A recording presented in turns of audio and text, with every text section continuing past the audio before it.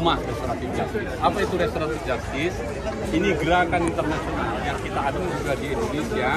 Nanti KUHP baru kita 2026 akan segera dijalankan dan ini menjadi menuju ke sana. Apa itu?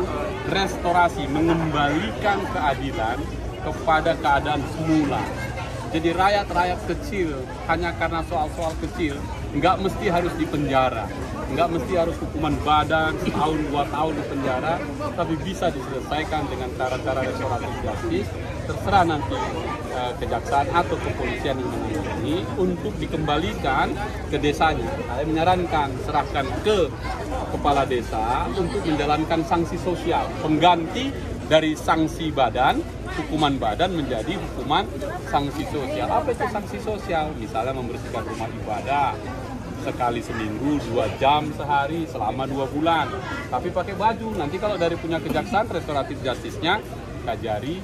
Nah, setelah itu dijalankan, kepala desa lapor lagi, nah, baru dilepas. Jadi dengan begitu efek jera tetap terjadi. Jadi restoratif justice bukan lapangan, bukan, tapi mengubah konsep dari hukuman badan menjadi hukuman sanksi sosial agar keluarganya tetap jalan. Tapi untuk perkara-perkara yang kecil, tidak berarti pembunuhan, perampokan yang luar biasa itu lalu di-RJ-kan, tidak.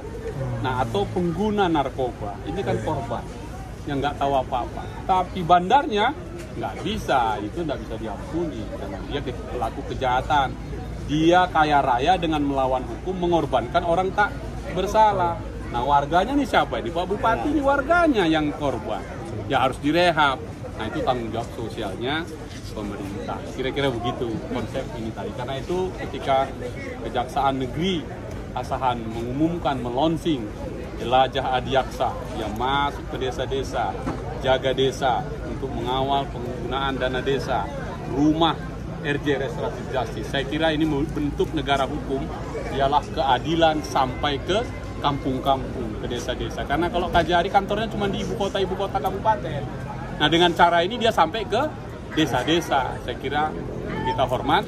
Dan ini bagian dari gerakan yang kami usung bersama di Sumatera Utara, bahwa nanti dengan gubernur dan wakil gubernur baru, kita canangkan Sumatera Utara menjadi provinsi restoratif justice. Dan ini adalah bagian dari itu. Lalu Pak, ada nggak Pak program yang serupa yang dilakukan oleh kabupaten kota yang lain? Kalau yang jelajah adiaksa ini asli nih pikiran beliau. Kalau jaga desa mungkin udah dari pusat ya. Tapi kalau jelajah adiaksa itu keren. Saya juga baru dengar hari ini dan karena itu saya memberi hormat. Ide originalnya beliau nih, Pak Basri. Selamat Pak Basri. Kajari ada berapa desa nih? Restoratif karena kita di Asahan ini ada 177 desa, untuk efektivitas dan efisiensinya kita buat pengelompokan dalam bentuk zona-zona. Jadi satu zona mau membawahi ada beberapa desa. Nah, begitulah selanjutnya sebenarnya yang akan disampaikan tadi. Pak Bupati dong, Pak Bupati. Nah, terkait ini pada seminggu lalu sidang 3 turun narkoba Tanjung Balai 177 kilo. Nah, pada sidang tersebut DPO atas nama Nunung tidak dimasukkan pada BAP sidang tersebut. Apa tanggapan Bang Inca? Gini, kita percaya kepada aparat penegak hukum, mulai dari penyidik, penuntut, dan juga tentu majelis ya. Dan kita yakini dan percaya mereka yang paham konstruksinya, karena itu kita dorong, baik karena ini sudah di pengadilan ya, berarti mudah-mudahan baik jaksa penuntutnya maupun majelis hakimnya mendengarkan suara masyarakat yang muncul ini. Saya menyuarakan ini kembali untuk dipertimbangkan lagi, dicari itu si Nunungnya supaya masuk dalam berkas perkara itu. Atau dia terpisah, tapi nanti tidak boleh dihentikan, dia harus diteruskan.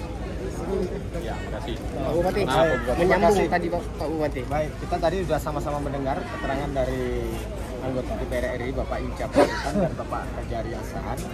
Program ini tentu membantu pemerintah Kabupaten Asahan, terutama melindungi masyarakat yang miskin, yang kadang-kadang buta masalah hukum, sehingga tidak tahu hanya untuk kepentingan perut tadi yang disampaikan Pak Inca, dia harus hukum badan.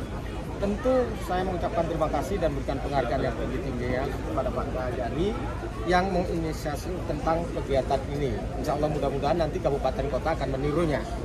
Dan ini juga atas ide-ide dari Bapak Inca Panjaitan. Selaku anggota DPR berasal dari Kabupaten Asahan juga. Jadi saya ucapkan terima kasih Pak Icap Kajari dan kita semua. Demikian, terima kasih. Oke Pak. Ketua. Nggak ada dulu sekali. Ada yang mau